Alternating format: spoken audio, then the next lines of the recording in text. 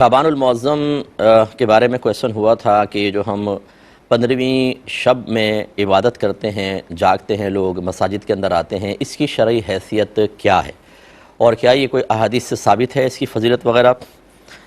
دیکھیں، بالکل نبی کریم صلی اللہ علیہ وسلم نے اس رات میں قیام کا ارشاد فرمایا اور اس کی برکات کو بھی ظاہر کیا ہے۔ یہ دو حدیثیں میں آپ کی خدمت میں ذکر کرتا ہوں۔ پہلی ترمذی کی ہے، ترمذی ہے 739 حدیث پاک، اور ابن ماجہ میں 1399 نمبر حدیث پاک ہے۔ سیدہ عائشہ صدیقہ رضی اللہ تعالی عنہا اس کی راویہ ہیں، کہتی ہیں کہ ایک رات نبی کریم صلی اللہ علیہ وسلم کو میں نے اپنے پڑوس سے غائب پایا، یعنی آپ کی باری تھی، سرکار آپ کے حجرے میں تھے، لیکن آپ کی آنکھ کھلی تو سرکار نہیں تھے۔ تو کہتی ہے میں تحقیق حال کے لیے باہر نکلی تو میں نے آپ کو جنت البقیع کے قبرستان میں پایا۔ تو سرکار نے مجھے دیکھ کے فرمایا کہ اے عائشہ، کہ آپ اس بات کا خوف رکھتی ہیں کہ اللہ تبارک و تعالیٰ یا اس کے رسول آپ کے حق میں کوتاہی کریں گے، یعنی یہ کہ آپ نے ایسا گمان کیا کہ میں کسی اور زوجہ کے پاس چلا جاؤں گا؟ تو سیدہ عائشہ نے بالکل واضح اور صاف اپنی گزارش کی کہ یا رسول اللہ، بے شک میں نے گمان کیا تھا کہ شاید آپ اپنی دیگر ازواج کے پاس تشریف لے گئے ہیں، یعنی اس غیرت نے مجھے ادھر تحقیق کے لیے باہر آنے پہ مجبور کیا۔ تو نبی کریم صلی اللہ علیہ وسلم نے فرمایا کہ بے شک اللہ تعالیٰ ان اللہ ینزل لیلۃ النصف من شعبان الی السماء الدنیا، کہ بے شک اللہ تعالیٰ 15ویں شعبان کو یا شعبان کی نصف شعبان کی رات کو اپنی شان کے لائق آسمان دنیا پر نزول فرماتا ہے۔ فَيَغْفِرُ لِأَكْثَرَ مِنْ عَدَدِ شَعَرِ غَنَمِ كَلْبٍ، پھر وہ بنی کلب ایک قبیلہ تھا، اس کی بکریوں کے بالوں سے زیادہ لوگوں کی بخشش و مغفرت فرما دیتا ہے۔ اس کا مطلب ہے کہ یہ رات بڑی افضل اور مبارک رات ہے۔ اور اسی طریقے سے دوسری حدیث میں جس کے راوی حضرت مولا علی رضی اللہ تعالی عنہ ہیں، یہ کہتے ہیں کہ نبی کریم صلی اللہ علیہ وسلم نے ارشاد فرمایا، یہ سنن ابن ماجہ کی 1388 نمبر حدیث پاک ہے، کہ سرکار فرماتے ہیں اذا کانت لیلۃ النصف من شعبان، کہ جب نصف شعبان کی رات ہوتی ہے، فقوموا لیلہا، تو اے لوگو تم اس کے رات میں قیام کرو، وصوموا نہارہا، اور اس کے دن میں روزہ رکھو، یعنی اگلے دن۔ اور یہ دونوں استحبابی حکم ہے کہ وجوبی نہیں ہے، عبادت کرو، اگلے دن روزہ رکھو۔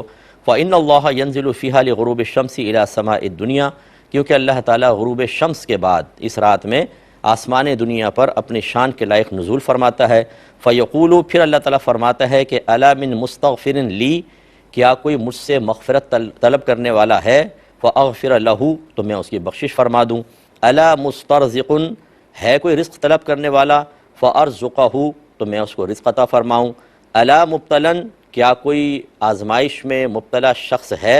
فاعافیہ، تو میں اس کی بخشش فرما دوں۔ سرکار فرماتے ہیں کہ اللہ تعالیٰ ایسے ہی کہتا رہتا ہے حتی یطلع الفجر، یہاں تک کہ فجر طلوع ہو جاتی ہے۔ ان دونوں حدیثوں میں دیکھیں کہ نبی کریم نے اس رات میں بخشش و مغفرت کی بشارتیں بھی دی ہیں اور اللہ تبارک و تعالیٰ کی طرف سے انعامات کا ذکر بھی فرمایا ہے۔ تو اس لیے اس رات میں آپ عبادت کریں۔ بس یہاں ایک وضاحت میں کر دیتا ہوں کہ جب آپ یہ حدیثیں کسی کے سامنے بیان کریں گے تو وہ کہیں گے یہ ضعیف حدیثیں ہیں۔ بالکل میں بھی مانتا ہوں یہ ضعیف حدیثیں ہیں، لیکن یہ ذرا سمجھ لیجئے گا کہ ایک ضعیف حدیث ہوتی ہے، ایک موضوع ہوتی ہے۔ موضوع کہتے ہیں جھوٹی حدیث کو، اور ضعیف کہتے ہیں اس حدیث کو جو سرکار سے متصل ہوتی ہے، وہ سچی حدیث ہی ہوتی ہے، لیکن اس کے بیان کرنے والے جو راوی ہوتے ہیں، راویان حدیث، ان میں کچھ کمی ہوتی ہے۔ کسی کا حافظہ کمزور ہوتا ہے، کسی کا تقوی کم ہوتا ہے، لیکن وہ حدیث جھوٹی نہیں ہوتی، پہلی چیز یہ۔ اور دوسری بات یہ ہے کہ جو محدثین ہیں وہ خود ارشاد فرماتے ہیں کہ ضعیف حدیث فضائل میں معتبر ہے، یعنی اس کا مطلب یہ ہے کہ ضعیف حدیث سے اگر کوئی فضیلت آپ ثابت کرنا چاہیں تو بالکل کر سکتے ہیں۔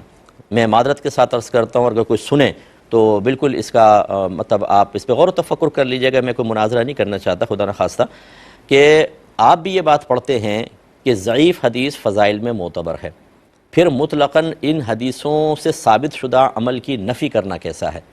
ایسا نہ ہو کہ یہ کہیں کہ ایسی کوئی رات ثابت نہیں ہے، یہ غلط ہے، اور میدان محشر میں نبی کریم یہ کویسچن کر لیں کہ میری حدیث کو رد کیوں کیا تھا؟ اگرچہ اس میں ضعف تھا، تمہیں کمزوری محسوس ہوئی راویوں کی وجہ سے، لیکن تم نے منع کیوں کیا امت کو اور مطلقاً انکار کیوں کیا؟ تو لہٰذا کیا جواب دیں گے؟ ایسی چیز جو حدیث سے ثابت ہے وہ تو سنت کہلاتی ہے، بدعت تو نہیں کہلاتی۔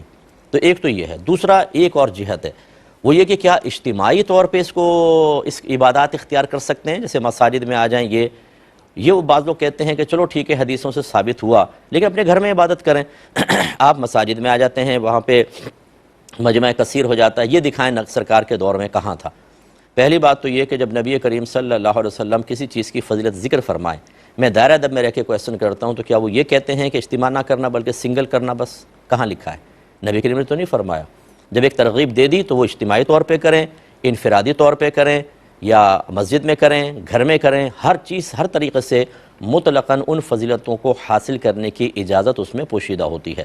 باقی یہ کہ نبی کریم صلی اللہ علیہ وسلم نے ایسا اہتمام نہیں کرتے نظر نہیں آئے، صحابہ کرام کرتے نظر نہیں آئے، تو کوئی بات نہیں۔ خود صحابہ کی زندگی ہمارے سامنے ہے کہ جب انہوں نے دیکھا کہ دین کو تقویت دینے والا کوئی معاملہ ہے تو انہوں نے یہ نہیں دیکھا کہ نبی کریم نے کیا یا نہیں کیا، پہلے والوں نے کیا کہ نہیں کیا، انہوں نے اس کو اختیار کیا ہے۔ جیسے تراویح کی جماعت نبی کریم صلی اللہ علیہ وسلم کے دور میں نہیں ہوتی تھی، صدیق اکبر کے دور میں نہیں ہوتی تھی، لوگ تنہا تنہا پڑھتے تھے یا دو چار اپنی جماعت قائم کر لیا کرتے تھے۔ جب دور فاروقی آیا تو حضرت عمر فاروق رضی اللہ تعالی عنہ مسجد میں آیا اور آپ نے متفرق طور پہ لوگوں کو تراویح کی نماز ادا کرتے ہوئے پایا تو آپ نے فرمایا میں چاہتا ہوں ان کو ایک امام کے پیچھے جمع کر دوں، اور پھر انہوں نے ایک امام مقرر کیا، جماعت قائم ہوئی۔ آپ تھوڑا سا لیٹ پہنچے تھے، آپ نے جب جماعت قائم ہوتی دیکھی تو آپ نے یہ تاریخی جملہ ارشاد فرمایا، نعمت البدعۃ ہذہ، یہ کیا ہی اچھی بدعت ہے۔ یعنی ہم نے بہت اچھا طریقہ جاری کر دیا کہ لوگ اجتماعی طور پر اب اس عبادت کو ادا کر رہے ہیں۔ انفرادیت میں بھی برکت ہے لیکن اجتماعیت کی برکت کسی پر مخفی نہیں ہے۔ تو یہ تو صحابہ کرام کا طریقہ ہے۔ اگر لوگ متفرق طور پہ کریں، سستی آئے گی، تھوڑا کریں گے سو جائیں گے یا کریں گے نہیں۔ اگر ایک اجتماعی عبادت کا اہتمام کر لیا جاتا ہے صحابہ کرام کی سنت سمجھتے ہوئے اور دیگر ہمارے اکابرین کی تعلیمات کے تقاضے کے مطابق، اور لوگ بستر چھوڑ کر، روڈیں چھوڑ کر، آوارہ گردیاں چھوڑ کر، ہمارے بچے سوشل میڈیا پر گندی چیزیں دیکھنے کو چھوڑ کر، آوارہ گرد دوستوں کی صحبت چھوڑ کر، فضول کھیل کود چھوڑ کر اللہ تعالیٰ کی بارگاہ میں حاضر ہو کر عبادت ادا کریں، گناہ سے بچیں، درجات کی بلندی کا سامان کریں، گناہوں کے کفارے کا سامان کریں، نیکیوں میں اضافے کا سامان کریں، تو اس میں کون سی شرعی قباحت ہے؟ مجھے یہ بتائیے۔ اس لیے میں تمام بہن بھائیوں سے گزارش کرتا ہوں، کسی سے آپ کو جھگڑا نہیں کرنا، کسی سے بحث نہیں کرنی، کوئی نہیں کرنا چاہتا کوئی بات نہیں، آپ کیجئے، ٹھیک ہے؟ کسی کو منوانا ہمارا کام نہیں ہوتا، ہمارا کام ہوتا ہے سمجھانا اور بتانا، یا ہم خود برکات کو حاصل کریں۔ اس رات میں ہو سکے، یہ رات شروع ہوتی ہے غروب آفتاب کے بعد شروع ہو جاتی ہے اور طلوع فجر تک رہتی ہے، جتنا موقع ملے، جب موقع ملے آپ عبادت اختیار کریں۔ یہ قیام کوئی فرض یا واجب نہیں ہے لیکن کریں گے تو انشاءاللہ برکات حاصل ہوں گی۔